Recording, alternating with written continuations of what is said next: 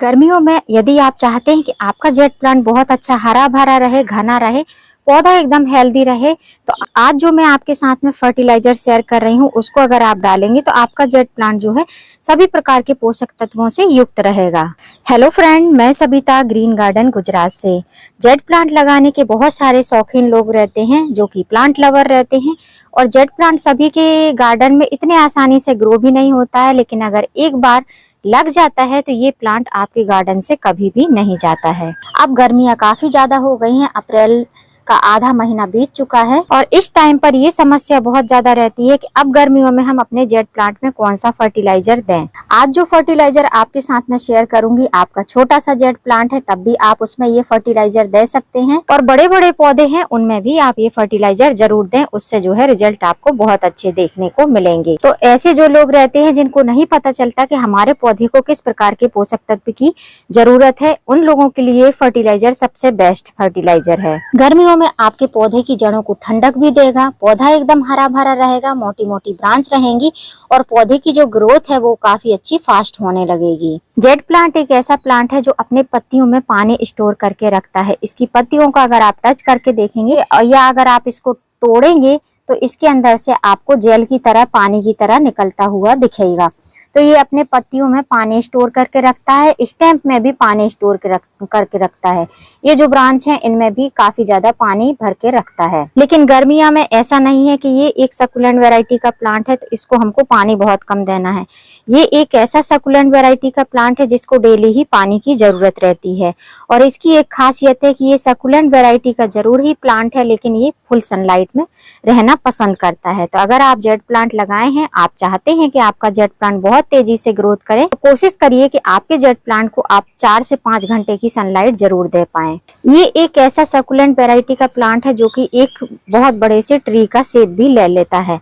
जब ये काफी हेल्दी हो जाता है, काफी बड़ा साइज हो जाता है, इसकी एज काफी ज्यादा हो जाती है, तो इन प्लांट में फ्लावर भी आते हैं। मेरे प्लांट में अभी तक कोई फ्लावरिंग नहीं हुई है, इसलिए मैं उसको आपको दिखा नहीं सकती हूँ, लेकिन उम्मीद करती हूँ कि प्लांट ऐसे ही हेल्दी चलते रहेंगे तो एक ना एक दिन मेरे पौधे में भी बहुत अच्छे सुंदर से इसमें फ्लावर देखने को मिलेंगे। बड़े फ्लावर नहीं होते, एकदम बारीक बारीक से फ्लावर होते हैं, लेकिन जो है फ्लावरिंग इनमें आती है। प्लांट को हेल्दी चलाने के लिए नाइट्रोजन, फास्फोरस, पोटेशियम की जरूरत होती है, लेकिन ये एक पत्तियोंदार पौधा है तो इसमें पोटेशियम की कोई भी जरूरत नहीं होती है। पोटेशियम जो होता है वो फ्लावरिंग को इंक्रीज करता है, तो इसमें फूल वगैरह आते नहीं है, तो इसमें पोटेशियम की कोई जरूरत नहीं होती है।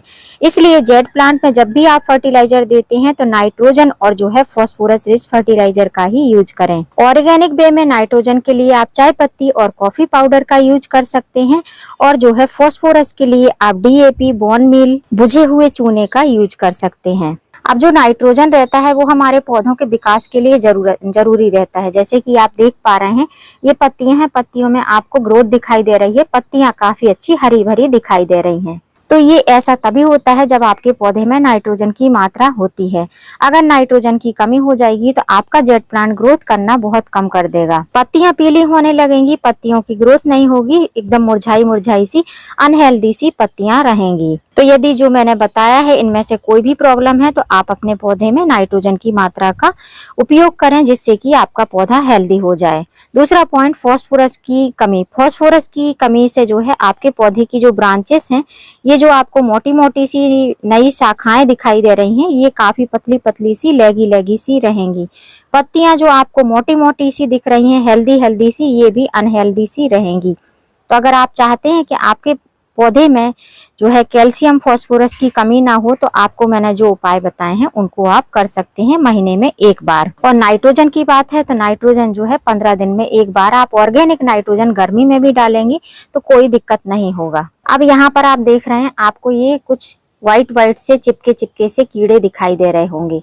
ये समस्या गर्मी में, सर्दी में, हर टाइम पर आपको देखने को मिलेगी। अगर आपको ऐसा कुछ भी पहली बार दिखाई दे रहा है अपने पौधे में, तो उसको आप हाथ से इस तरीके से हटा सकते हैं, या फिर पानी की मदद से इसको अच्छी तरीके से साबरिंग करें। तेज प्रेशर से आप जो है पाइप से साबरिंग करेंगे तब भी हट जाएगा।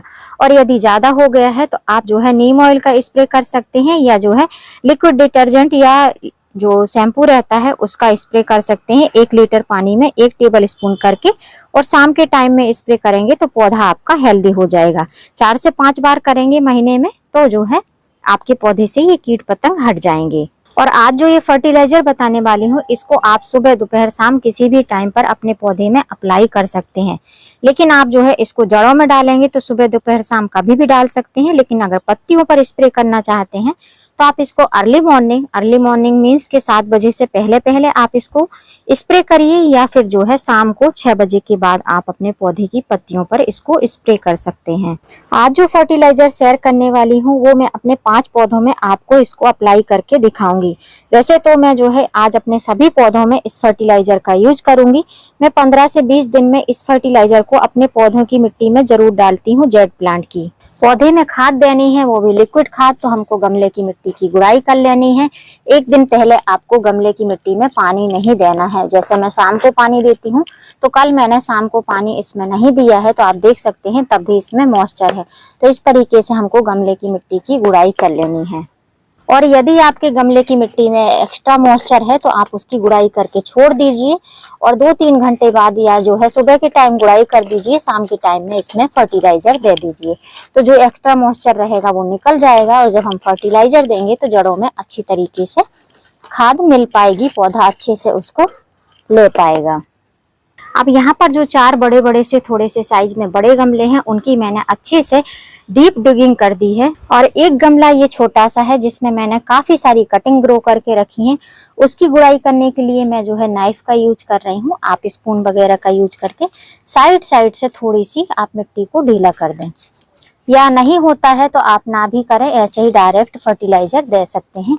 लेकिन थोड़ा थोड़ा मिट्टी को आजू बाजू से आप ढीला कर देंगे तो जड़ें बहुत अच्छे से फैलेंगी, पौधा अच्छा हेल्दी चलेगा। अब आज हम अपने जेड प्लांट की मिट्टी में ये ब्लैक कलर का पाउडर देंगे। ये किस चीज से बना हुआ पाउडर है?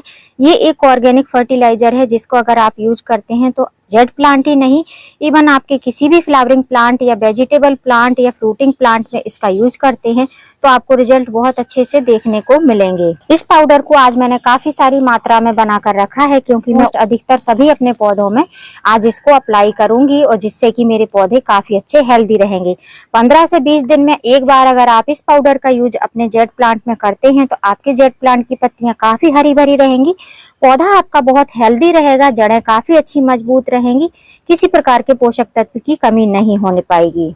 तो ये जो फर्टिलाइजर है ये बना है इन ग्रेन्यूल्स से, जिसको बोलते हैं सीविड ग्रेन्यूल्स। ये सीविड एक्सट्रैक्ट नहीं है, सीविड एक्सट्रैक्ट जो रहता है वो लिक्विड फर्टिलाइजर रहता है, और ये सीविड ग्रेन्यूल्स हैं, ये ऑर्गेनिक होते हैं, समुद्री घास से बने होते हैं ये फर्टिलाइजर। इसका अगर आप यूज करते हैं तो आपके जेड प्लांट काफी अच्छे हरे भरे रहेंगे, पौधा एकदम हेल्दी ग्रोथ करेगा। इसको मैंने अच्छी तरीके से ग्राइंडर में ग्राइंड कर लिया है। पीसने के बाद में कुछ फर्टिलाइजर इस तरीके से बनकर रेडी हुआ है। यदि आप पीसना नहीं चाहते हैं, जैसे गर्मियों में इंस्टेंट फर्टिलाइजर चाहिए, लिक्विड फर्टिलाइजर का मैं सबसे ज्यादा यूज करती हूँ, क्योंकि पानी के साथ साथ फर्टिलाइजर भी चला जाता है, तो एक पंथ दो काज होते हैं। आप अगर इसको नहीं लिक्विड देना चाहते हैं, सॉलिड देना चाहते हैं, तो एक गमले के हिसाब से 8-10 दाने अपने पौधे में अप्लाई कर सकते हैं। अब ये फर्टिलाइजर मिलेगा कहाँ? ये आपको ऑनलाइन भी मिलेगा, ऑफलाइन भी मिलेगा। ऑनलाइन लेंगे तब भी आपको आसानी रहेगी, ऑफलाइन मिल जाता है तो वो सबसे बेस्ट रहता है, क्योंकि ऑफलाइन जो है, जो एग्रीकल्चर शॉप रहती है उसमें थोड़ी सी रीजनेबल प्राइस में फर्टिलाइजर मिलते हैं, और जब हम ऑनलाइन लेते हैं तो उसी दाम पर उसमें कोई बार्गेनिंग नहीं हो पाती है, तो हमको सेम प्राइस में लेना पड़ता है, साथ साथ जो है डिलीवरी चार्ज भी देने पड़ते हैं। अब चलिए फिर मैं दिखाती हूँ कि इस फर्टिलाइजर को मैं अपने पौधे में किस तरीके से अप्लाई करने वाली हूँ। यहाँ पर मैंने ये छोटा सा टब ले लिया है। अब इस टब में लगभग मैं 1 लीटर पानी डालूंगी।